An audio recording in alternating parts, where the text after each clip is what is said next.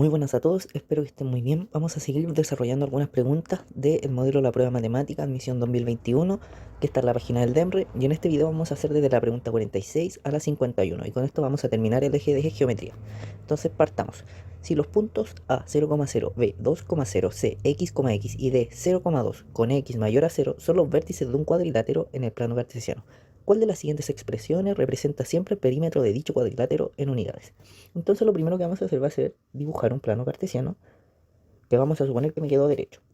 Entonces vamos a tener que el punto A está acá en el origen, el B está en el 2,0, entonces por acá, 2. El C está en un punto x, y el D está en el 0,2, entonces acá está el D. Tenemos que tener ojo porque el hecho de que sea un cuadrilátero no significa que esta figura es un cuadrado. Entonces esto significa que el C no necesariamente está en el 2,2, como lo podríamos ubicar acá. El C podría estar acá y esto va a seguir siendo un cuadrilátero porque va a seguir siendo una figura de 4 lados. Entonces vamos a desarrollar ahora y veamos cómo nos va a quedar el perímetro. Primero vamos a tener que este lado va a valer 2 sí o sí y este otro lado también vale 2 sí o sí. Lo que nos interesa saber es cuánto va a valer este lado y cuánto va a valer este otro lado. Para eso vamos a necesitar la fórmula de distancia entre dos puntos y calcular la distancia entre el B y este que sería el C, x, x. Voy a dejarlo anotado sobre el x, x. Yo en un video anterior les mostré una forma de recordar esto y que es más fácil que aprenderse la fórmula en sí, aunque es lo mismo, que es dibujar acá un triángulo que va a ser rectángulo. Entonces vamos a tener que este lado vale x, ¿cierto? Porque su coordenada en y es x, así que está a la altura x. Y la coordenada y el valor de este, el lado que está en la base, va a ser x menos 2. Porque este punto de acá vale x, pero hay que restarle este sector de acá que vale 2. Por lo tanto, vamos a necesitar calcular la hipotenusa de este triángulo. Ahora, antes de hacer el cálculo, quiero que notemos algo. Ahora, este lado de acá va a valer x, ¿cierto? Porque está en la coordenada x. Y este de acá va a valer x menos 2. Porque es lo mismo, acá estamos en el y igual a x, pero hay que restarle ese sector de ahí y queda x menos 2. Entonces necesitamos ver cuánto va a valer esta hipotenusa de acá. Pero notemos que este lado y este lado son iguales a este lado de acá y este lado de acá. Y aquí tenemos un ángulo de 90, por lo tanto este triángulo y este de acá son congruentes. Es decir, la hipotenusa que calculemos va a ser igual para las dos. Si les quedan dudas, desarrollen el cálculo de la hipotenusa en los dos triángulos y van a ver que les da lo mismo. Entonces, ¿cómo calcularíamos esto que vamos a expresar como h, la hipotenusa? H al cuadrado va a ser igual a este lado al cuadrado, porque es un triángulo rectángulo, estamos usando Pitágoras, más x al cuadrado. Por lo tanto, h es igual a la raíz positiva, no puede ser negativa, porque el despeje haciendo raíz sería más menos, pero al menos no puede ser porque no podemos tener medidas negativas. Entonces nos queda raíz de x menos 2. Acá no podemos borrar acá el 2, el elevado al cuadrado directamente, ojo ahí, al cuadrado más x cuadrado. Por lo tanto, SH, ese lado de este cuadrilátero, vale eso. Y este lado de acá del cuadrilátero, habíamos dicho que vale lo mismo por ser triángulos congruentes. Por lo tanto, este lado más este lado vale 2h. Y 2h es igual a 2 raíz de x menos 2 al cuadrado más x cuadrado. ¿Ok? Entonces, el perímetro va a ser este lado más este lado, que valen 4, más este lado que vale h y este lado que vale h. Entonces, más 2h, que es lo mismo que 2 raíz de x menos 2 al cuadrado más x al cuadrado. Y esto se corresponde con la alternativa B. Pregunta 47. ¿En cuál de las siguientes opciones se encuentra la ecuación de la recta que pasa por los puntos menos 5,0 y 3, menos 1? Entonces aquí lo que tenemos que hacer es calcular la ecuación de la recta. Y lo vamos a hacer directamente. Primero vamos a calcular la pendiente. Vamos a tener que este va a ser x2 y 2, x1 y 1. Entonces vamos a poner menos 1, menos 0 y 3 menos 5. Y esto nos va a dar igual a menos 1 más, aquí sería 3 más 5, 8. Por lo tanto la pendiente por ahora es igual a menos 1 octavo. Y para armar la ecuación de la recta tenemos que recordar esta fórmula mx menos x0. Y aquí vamos a tomar estas coordenadas de acá porque tienen un 0, así que me ahorro al tiro hacer un despeje. Acá esto valdría 0, entonces vamos a tener igual a menos 1 octavo x menos 5, y esto es igual a menos un octavo x. Esto me daría un más, pero aquí estoy multiplicando por un menos, así que me va a dar menos 5 octavos. Y esto es lo mismo que menos x partido en 8 menos 5 partido en 8. Y esto es la alternativa A. Pregunta 48. ¿Cuál de las siguientes expresiones representa siempre la pendiente de la recta que tiene como ecuación x más bi igual a c? Entonces lo primero que vamos a hacer va a ser pasar esta ecuación de la recta a la forma general. La forma general es la forma en la que despejamos el i. O sea, vamos a dejar el i solo a la izquierda y aquí la expresión de la ecuación. Entonces tenemos x más bi es igual a c.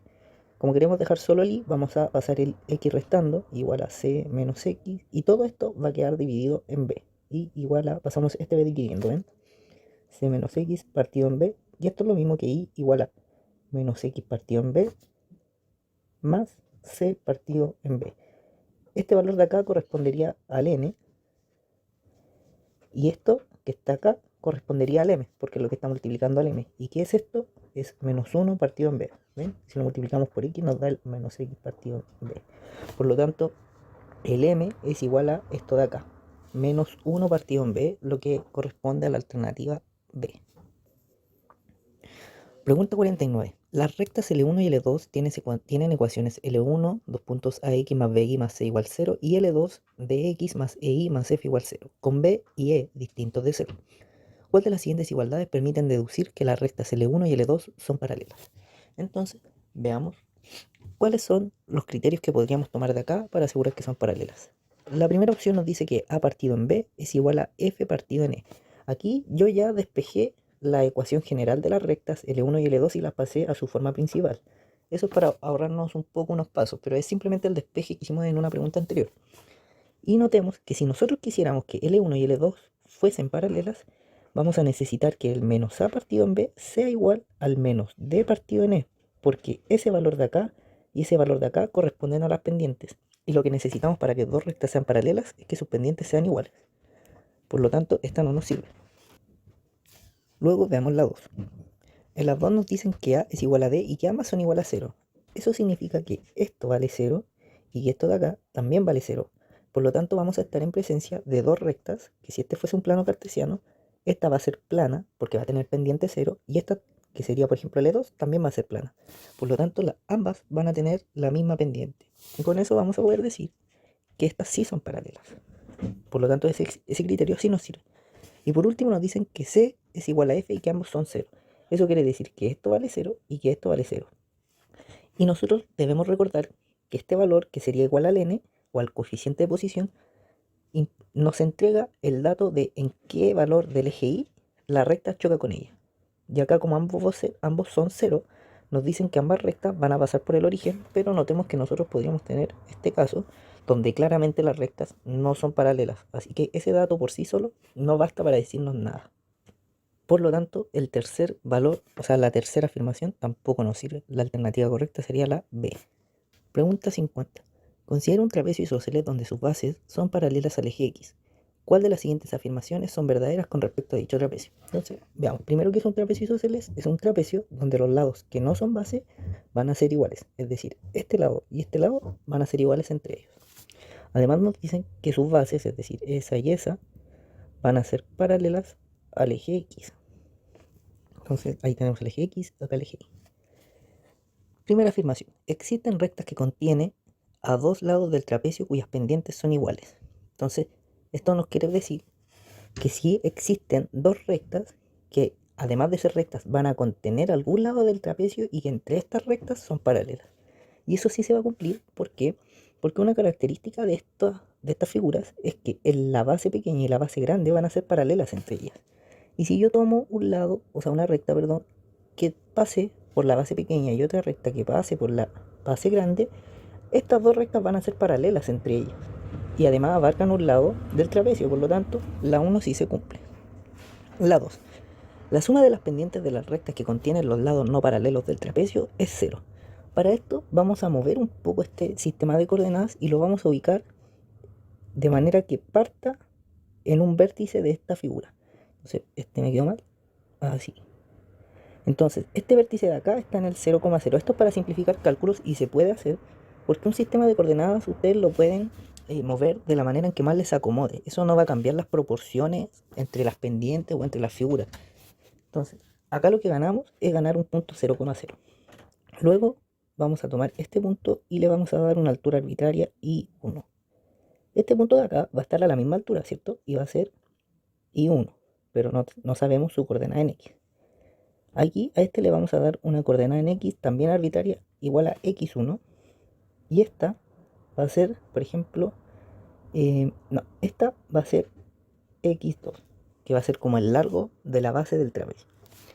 Ahora, nosotros necesitamos notar que estos triángulos, este de acá y este de acá, que nos quedaron al tirar estas perpendiculares, van a ser congruentes. ¿Por qué? Bueno, acá va a haber un ángulo de 90, acá va a haber un ángulo de 90. Como estos son isósceles, también se cumple que los ángulos de acá de la base son iguales. Y ahora haciendo como la resta de lo que nos quedaría, esto es 90 menos alfa. Y este también va a ser 90 menos alfa.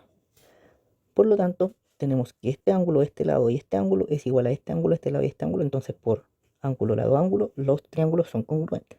¿Y esto de qué nos sirve?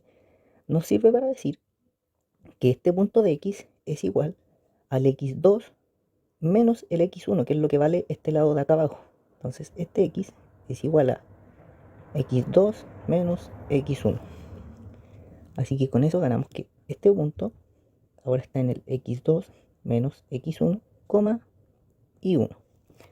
Y este de acá está en el X1, y 1. Ahora veamos cuánto es la pendiente de esta recta, a la que le vamos a poner L1. L1 va a tener como pendiente I1 menos 0, X1 menos 0. Por otro lado, L2 va a tener como pendiente, aquí tendríamos que tomar el X2,0. L2 va a tener como pendiente a I1 menos 0, y aquí X2 menos X1 menos el X2 de acá. X2 nos va a dar igual a I1 menos 0. Estos se van a ir, menos X1, y esto es igual a menos I1 partido en X1. Y ahora si sumamos L1 más L2, vamos a tener que esto valía I1 partido en X1 menos, y esto de acá, perdón, ahí, menos I1 X1, y esto nos va a dar 0. Por lo tanto, la 2 también se cumple. Y acá, como no tenemos una alternativa que sea 1, 2 y 3, podemos descartar esa y tenemos al tiro que es la D. ¿Ok?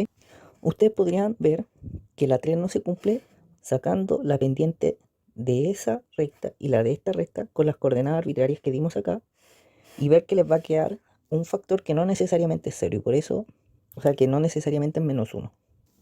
Llegamos a la última pregunta del eje de geometría, la pregunta 51. Veamos qué dice. En el plano cartesiano, un triángulo ABC isósceles tiene su base AB paralela al eje de las abscisas.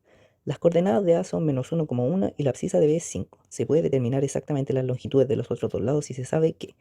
Primero vamos a dibujar un plano cartesiano. Puta que me queda lindo. Ya. Ubicamos el A. Estaría acá, por ejemplo, el menos 1. El 1 entonces el A estaría por acá. Y voy a anotar igual acá las coordenadas. Y el B nos dicen que está en una abscisa 5, pero eso nos podría permitir ubicar al B en cualquiera de estos puntos que estén en esta recta.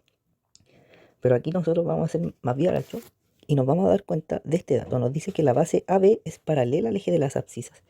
Entonces, a pesar de que el B puede estar en toda esta línea que hice ahora, la base AB, es decir, con el B que está acá, tiene que ser una línea recta.